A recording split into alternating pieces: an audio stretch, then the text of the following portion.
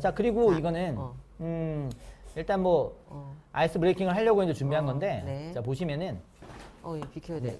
사람을 한 번 더 좀 작게 좀 해주세요. 한 번 더 이제 작게. 한 번 더 이제 미니미니하게 만들어주세요. 미니미니. 네. 화면 중심으로. 네. 사실 인물 중심이 맞긴 한데. 네. 네, 좋습니다. 딱 오, 좋네요. 딱 베리 좋네. 나이스, 베리 나이스. 네. 자, 여기 보시면 이제 인 비노 베리타스라는 네. 어떤 이제 네. 소리 이제 잘 들려요. 다행이네요. 아, 네. 진선님 감사합니다. 저희가 굉장히 마음이 불편합니다 지금. 네. 네, 내 목소리는 전달이 되고 있는가 그대들에게. 네. 네. 자, 그리스 투르네에서 결론이 안 나올 때 와인을 한두 차례 돌려 마시고 결론이 안 나온다는 얘기가 뭐냐? 다들 자기 하고 싶은 말인데 안 하는 거야. 결론이 안 나와. 이럴 때 와인을 야 한 잔씩 해. 쭉 돌리고 나서 그러고 나니까 이제 사람들이 사실은 말이야. 야 내가 진짜 정말 방송사고 얘기 안 하려고 했는데 한 잔 하고 일단. 너무한 거 아니야? 막 이러면서. 딱 맞네요. 아니 생방하는 자꾸 이러시면 그러니까 곤란하지. 제가 한 잔 했으니까 말씀드릴게요. 이러고 이제 얘기를 했는데 그러다 보니까 이제 와인 속에 진실이 있다. 그렇죠. 네, 이런 말이 나왔다고 합니다. 한잔 이건 하면은 또 풀리니까 속에 있는 말들도 이게 나오게 true 되는 or 거죠. false 하면은 오. 네. 오케이. 네, 오케이. 네. 자, 그리스 와인 수출용 암포라. 자, 보시면은 암포라라고 합니다. 이름이 암포라고요. 이 항아리의 이름이요. 밑에가 네. 뾰족하고 손잡이 두 개 있는 형태고 그리고 이제 바닷속. 그냥 이집트 바닷속인데 제가 또 가리고 있네요. 이집트 바닷속인데 네. 보면 이제 이 바닷속에 이렇게 뭐 유적으로 발견될 만큼 오래된 어떤 와인에 대한 운송 도구였어요. 근데 와인뿐만 아니라 올리브 오일이나 곡물 3대 어떤 그 교역품이었죠. 네, 네. 예. 근데 이제 이것들을 옮길 때 이 암포라를 보통 3리터 용량이 아니라 30리터 용량. 그러니까 쌀포대요, 쌀포대. 네. 예를 들어서 한 사람이 아니라 두 사람 이상이 항상 손잡이를 같이 들고 운송을 했다고 합니다. 독일로 일일이- 만들어져서 무거워서요. 사실 혼자서 옮기긴 힘들고 이제 두 사람 이상이 항상 이제 같이 옮겼다라고 해요. 그래서 여기에 제가 예전에 우리 이탈리아 한니발 장군 얘기했을 때도 이 암포라에다 이 독이 그릇에다가 와인을 넣고 코끼리에서 싣고 다녔다라고 합니다. 그래서 와인을 이제 이동하는 어떤 운송 도구라고 보시면 될 것 같아요. 암포라는. 그래서 이 세 개는 위에는 세 개는 동그라미 맞다. 하지만 4번은 X표다라는 거죠. 한 사람이 아니라 두 사람 이상. 그렇습니다. 네. 자, 보시면은 익숙하죠. 다들 이걸로 시작을 하시죠, 와인들. 그렇죠. 네, 둘 중에 하나죠. 몬테살파냐, 그렇죠. 디아블로냐, 옐로우 아니면 이제 테일이냐? 호주로 넘어오시는 분들은 네. 옐로테일. 얘로 시작을 하죠. 옐로테일 싫어하죠. 딱 그렇죠. 내 입맛이야. 노랑색으로. 네. 얘 맛있다 그러면 얘 먹어보고 얘도 한번 그렇죠. 먹어보고. 그래도 얘가 맛있어.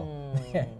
레이블마다 품종이 좀 달라요. 그래서 빨강색은 어떤 품종, 초록, 뭐 까베르 소비뇽, 오렌지는 네. 멜론, 뭐 이런 식으로 좀 멜론, 다르게. 네, 쉬라즈. 근데 사실 저는 로제는 처음 본 것 같아요. 박사님 가리고 계신 그 로제는 로제는 처음 본 것 같아요. 옐로우테일은. 근데 이런 것들도 다 나오나 봐요. 그래서 신세계 와인들은 주로 레이블의 품종을 기재를 많이 하고 있습니다. 실제로. 그래서 이탈리아나 프랑스 같은 경우에는 레이블에 기재를 안 하는 경우가 많긴 하지만 신세계에서는 좀 친절하게 이 품종은 어떤 품종이다라고 레이블에 기재를 하는 경우가 많아요. 네. 구세계 우기님이 구세계 와인은 어디에 품종을 기재해요? 라고 하시는데 지난주에 수업을 안 들으셨군요. 구세계는 품종 따위는 기재하지 않아요. 네. 알아서 파악을 해야 돼요. 네. 보르도하고 이제 이런 그러니까 구세계 스타일이 그렇죠. 그렇죠. 알아서 품종을 그렇죠. 기재하지 않고. 지역마다 나오는 품종들이 따로 있기 때문에 지역마다 이제 우리가 기억을 해야 되는 거죠. 어떤 지역에서는 어떤 품종이 나오니 이 지역에서는 이 품종이 나오겠구나라고 우리가 좀 공부할 부분이 좀 많긴 하죠. 근데 최근에는 구세계 와인들에도 가끔 품종을 그러니까 수출용으로 만드는 와인 중에는 품종을 표시하는 와인들도 종종 있습니다. 그렇죠. 네네. 여기는 뭐 그런 게 없나? 지금 보면 여기는 여기는 없고. 여기 뒤에 써 있어요. 물론 뒤에는 뒤에도 써 있네요. 뒤에 여기 성분 뒤에. 표시는 있고. 자, 아니 이제- 뒤에 템포라니오 100%로 써 있다니까. 오케이. 그러니까 이 뒤에는 뒤에는 뒤에. 이제 어. 백나베는 일단 모두 하는 거고. 네. 자, 1교차 그러면 포도향과 맛이 짙어진다. 이거는 이제 칠레 와인 이제 몬테살파가 있잖아요. 이 네. 와인도 이제 설명을 드리려고 했던 거고요. 네. 네. 나라가 굉장히 길잖아요. 칠레가 남과 북이 굉장히 길고 그게 뭐냐 위도상으로 온도차가 굉장히 많이 나는 나라인데 그 포도향과 맛이 짙어진다. 이게 포도향과 맛이 굉장히 진한 어떤 몬테살파 이런 것들을 유출을 해서 살펴보시면은 이 와이너리는 이 와인을 만들어진 곳은 낮과 밤의 길이가 계절에 따라서 이게 길어졌다가 낮아졌다가 뭐 일교차도 심하고 그렇게 뭐 해와 달의 시간이 서로 배분이 잘 돼 있겠구나라고 생각을 하시면 됩니다. 그래서 미루어 짐작하는. 일교차가 큰 나라들에서는 정말 맛있는 와인들이 좀 많이 생산이 되는 경우가 실제로 많이 있습니다. 오늘은 길게 해주실 거냐고 네. 여쭤보는데, 네, 그럼요. 네, 못하신 만큼 해드리겠습니다. 뭐 저희가 이제 제 목청이 예, 한번 해보겠습니다 오늘. 하도록 저희 일단 하겠습니다. 시간 10시 반까지 잡으시죠 아주 그냥. 네. 굉장히 재밌는 얘기죠. 또 17세기 유리병과 코르크의 발견. 사실 이게 와인 먹는데 무슨 상관이 있어? 근데 알고 보면 더 맛있잖아요. 네. 그래서 스파클링 와인과 포트 와인이 등장이 되었다. 포트 와인 다 아시죠? 포르투갈에서 만드니까 포트 와인이 네. 아니고요. 네. 이게 항구라는 좀 그런 뜻이에요. 포르투라는 네. 지역에서 만든 것이라고. 굉장히 썰이 많기는 하죠. 포트 와인이 된 이야기가 사실은. 일단 와인 박사님, 네네. 이 유리병하고 이제 스파클링 와인하고 또 상관관계가 궁금합니다. 일단 일반적으로 스파클링 와인은 우리가 탄산이라는 걸 가지고 있잖아요. 그래서 사실은 스파클링 와인, 샴페인을 그러니까 발견하게 된 계기도 돈페리뇽 수사가 와이너리를 넣어놓은 그 지하 창고에 갔더니 와인이 터져 있는 거예요. 그래서 이 와인을 어떻게 하면은 좋은 와인 같기는 한데 어떻게 하면 잘 보관을 하고 어떻게 고민을 하다가 이런 코르크를 돈페리뇽 수사가 만들게 되었던 거고요.